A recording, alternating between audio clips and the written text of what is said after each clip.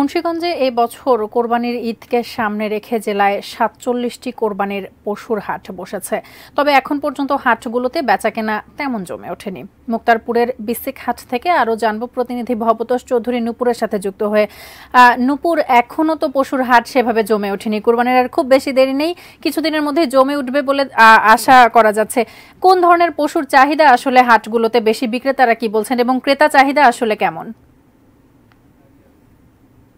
যেমনটি বলছিলেন যে আসলে মুন্সিগঞ্জে কিন্তু আপনার প্রায় ৪৭টির মতো হাট বসেছে। তার মধ্যে কিন্তু আপনি জানেন যে ৬টি হাট অস্থায়ী হাট রয়েছে এবং বাকি ৪১টি হাট হলো আপনার স্থায়ী হাট ৬টি এবং বাকি ৪১টি হলো অস্থায়ী হাট রয়েছে।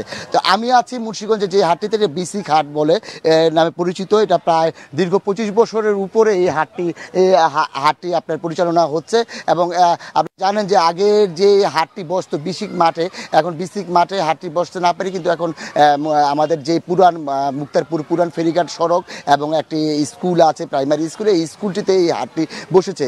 ইতিমধ্যে কিন্তু বাংলাদেশের বিভিন্ন প্রান্ত থেকে আপনাকে যদি জানিয়ে রাখি আপনার মাধ্যমে, সিরাজগঞ্জ, পাবনা, কুষ্টিয়া, ফরিদপুর থেকে কিন্তু প্রায় ৫,০০০-এর উপর ৫০০-তধিক যে আপনার খামারিরা আছেন তারা কিন্তু গরু নিয়ে এসেছেন। এখানে কিন্তু প্রায় ৮ থেকে ১০,০০০-এর মতো গরু রয়েছে এই হাটটিতে।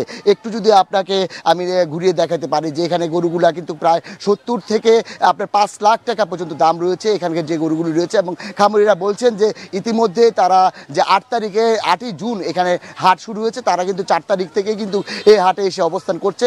এখন পর্যন্ত কোনো ধরনের